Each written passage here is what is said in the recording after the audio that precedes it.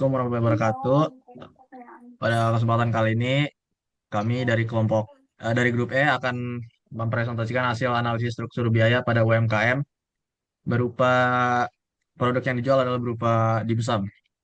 Sebelum itu, perkenalkan, nama saya Tahir Ahmad, lalu ada Ilham Asalam, lalu ada Putri Aula Indriani, dan ada Muhammad Zidan Sapero.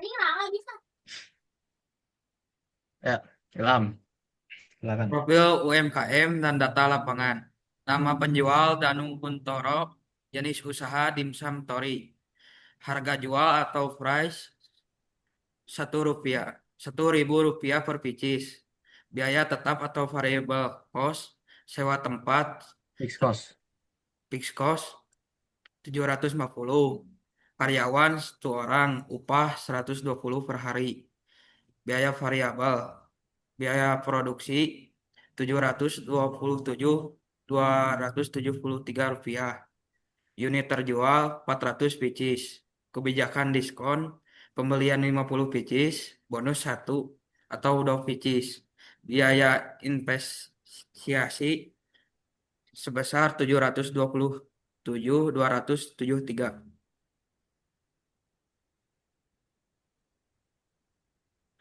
Usaha dimsum memiliki biaya tetap sebesar 1.213.650 dan biaya variabel sebesar 505 untuk setiap unit yang diproduksi. Produk dijual dengan harga 1.000 per unit sehingga pendapatan total tergantung pada jumlah yang terjual.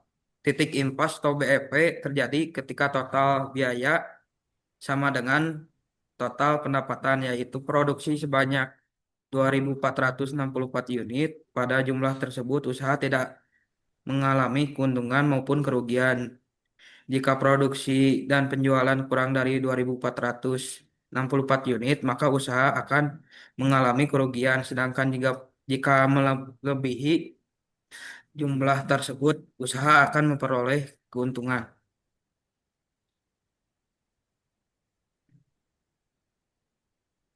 Lalu adapun analisis yang dimsamentai, di sini kita menggunakan perhitungan titik impas atau break even point. Yang pertama kita punya fixed cost atau biaya tetap sebesar Rp3.098.070. Sedangkan untuk biaya variabel atau modal per posisinya adalah Rp6.472. Lalu ada total pendapatan atau total revenue, ada setiap porsi dimsamentai ini dijual dengan harga Rp13.000. Lalu di bawah ini ada grafik, bisa dilihat pada grafik garis hijau adalah pendapatan kita dan garis hitam total itu adalah biaya. Lalu titik temunya atau titik amannya itu ada pada angka 325,25 unit. Yang artinya kita tuh harus menjual minimal 326 porsi sekitar segitu untuk bisa mencapai nilai yang Rp4.228.250. Di titik ini tuh baru bisa balik modal. Lalu ada area merah di bawah itu adalah zona rugi dan area hijau yang di atasnya itu zona untung. Lalu ini ada sistem bonus pada dimsum pada penjual dimsum ini. Di bonus ini ada dua jenis. Yang pertama ada yang satu pieces, lalu ada yang dua pieces. Untuk kapan berlakunya bonus ini itu ketika pembelian mencapai 50 pieces. Untuk fungsinya mirip-mirip antara bonus satu pieces dengan dua pieces. Bonus ini fungsinya dijadikan sedemikian rupa seperti dengan diskon. Untuk rumusnya adalah 1.000 pieces dibagi 50 sama dengan 20. Lalu 1.000 dikurang 20 Q, lalu dibagi lagi dengan 50, yang hasilnya 1.000 dikurang 0,4 Q. Kenapa dibagi 50 lagi? Karena kita ingin eh, bonusnya itu, maksudnya sistem bonusnya itu setiap pembelian 50 pieces. Enggak setiap setelah 50 pieces beli satu lagi, bonus satu lagi, kebeli satu lagi, bonus satu lagi. Ntar kalau kayak gitu mereka boncos. Lalu dari fungsi price ini ditemukan fungsi revenue yang adalah yaitu P kali Q, sehingga hasil adalah 1000 Q dikurang 0,4 Q kuadrat, dan untuk yang dua pieces adalah 1000 Q dikurang 0,8 Q kuadrat. Namun ini adalah fungsi untuk harian, sehingga untuk dijadikan sebagai fungsi per bulan 0,4 Q-nya atau A-nya itu dibagi menjadi 30, dibagi 30 atau jumlah hari dalam sebulan, sehingga hasil adalah untuk satu pieces hasil adalah 0,0134 Q kuadrat, sehingga total revenue fungsinya adalah 1000 Q dikurang 0,0134 Q kuadrat, dan untuk dua pieces adalah 13.000 Q dikurang 0,0267 Q kuadrat.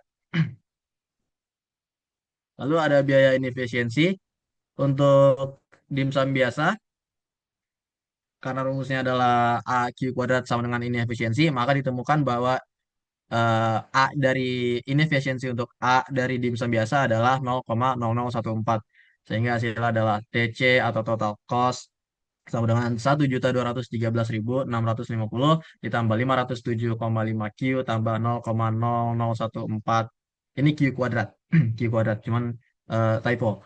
Lalu untuk dimsum mentai juga sama, hanya dibedakan di berbeda di harga dan variabel cost-nya, namun juga berbeda di A-nya. Sehingga hasilnya adalah total cost sama dengan 3.098.070 tambah 6.472 Q ditambah 0,089 Q kuadrat.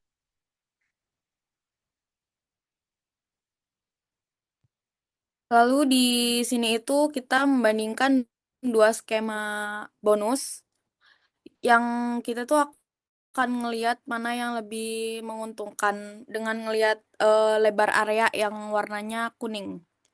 Di sini ada total cost sama dengan total revenue, itu persamaannya. Lalu di sini ada grafik yang di sebelah kiri, itu skema bonus yang satu pieces. Di sini tuh ada area berwarna kuning yang kita sebut sebagai zona profit.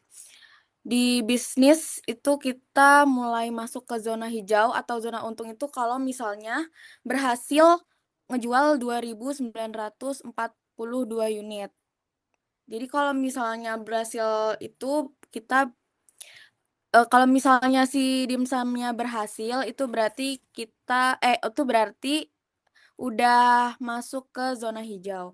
Lalu ada di sini ada keunggulan skema, itu rentang untungnya itu lumayan panjang. Jadi kita tuh baru akan nyentuh titik impas kedua atau mulai tidak efisien kalau misalnya penjualan udah nembus angka 33.667 unit. Jadi area kuning ini tuh kelihatannya lebar, yang artinya skema bonus yang satu biji ini itu memberikan ruang geraknya yang aman buat bisnis. Lalu ada yang sebelah kanan persamaannya sama, total cost sama dengan total revenue, di mana ini tuh titik modalnya bisa kita lihat itu sedikit lebih berat karena kita tuh karena si dimsumnya baru mulai untung tuh setelah menjual 2.966 unit. Lalu perbedaannya, batas atas penjualannya itu turun drastis. Jadi mulai kehilangan profitnya itu di angka 14.560 unit. Jadi bisa dilihat kalau area kuning di grafik yang kanan itu jauh lebih sempit daripada di grafik yang sebelah kiri. Itu ngebuktiin kalau misalnya terlalu banyak ngasih bonus, itu justru bakal memperkecil ruang keuntungan sama mempercepat bisnis buat nyapai titik jenuhnya.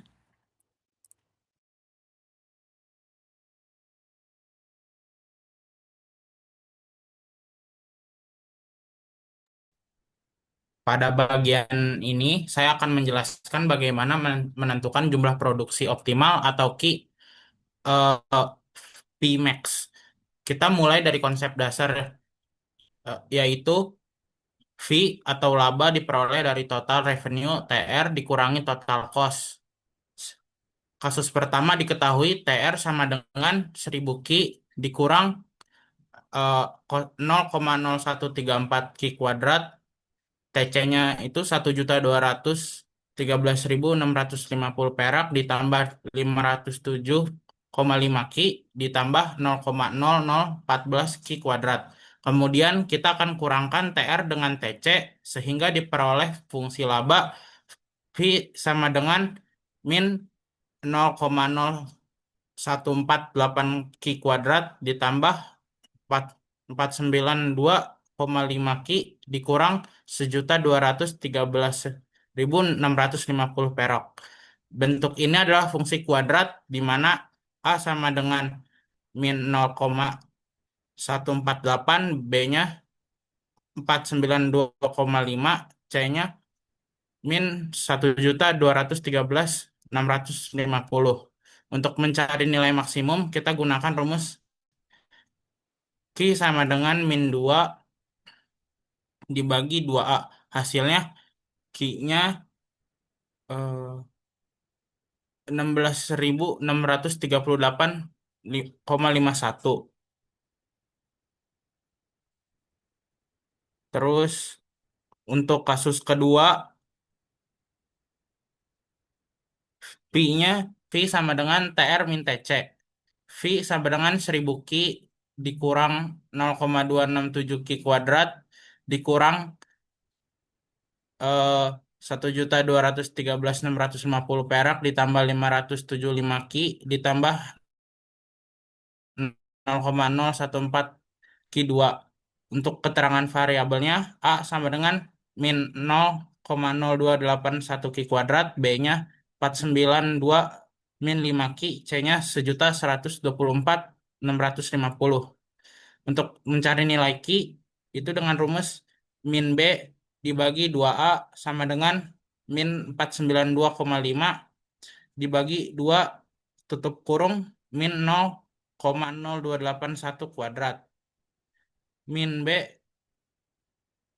dibagi 2A sama dengan min 492,5 dibagi min 0,0562. Diperoleh jawaban Q-nya sama dengan 8.763,34 perak. Selanjutnya, next slide.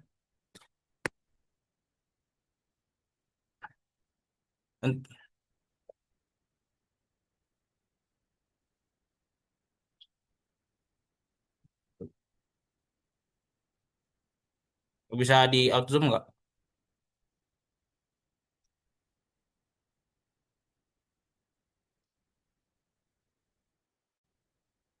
Eh, Berikut untuk rekomendasi dan saran berdasarkan analisis operasional, kapasitas produk aman maksimal adalah sekitar 16.600 unit per bulan untuk skema bonus 1 unit Gini. atau sekitar 8.500 unit per bulan untuk skema bonus 2 unit. Produksi di atas bahan tersebut dapat menurunkan laba karena inefisiensi meningkatkan akibat kualitas bahan baku yang rendah, seperti pemborosan bahan, hambatan quality control, dan resiko retur produk. Oleh karena itu, perusahaan disarankan menghentikan kebijakan bonus saat permintaan mendekati batas maksimal, serta mempertimbangkan penggunaan pemasok daging yang lebih berkualitas untuk menjaga profitabilitas.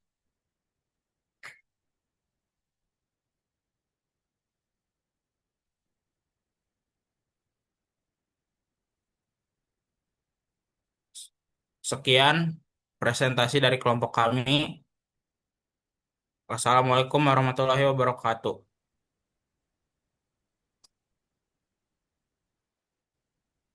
Oke, tar lo. Ini yang tadi yang akhir-akhir gue yang nge-lag apa siapa yang nge-lag? Soalnya putus-putus aja suaranya. Aul Ilham tadi ini nggak putus-putus nggak suaranya. Soalnya internet gue juga rada nge-lag sih. Tapi nggak tahu. Enggak. Kayaknya Nggak kan? di kamu Tahir. Enggak. Oke. Ya udah selesai ya. Oke. Ya, makasih ya. Makasih guys. Ya, thank you. Makasih.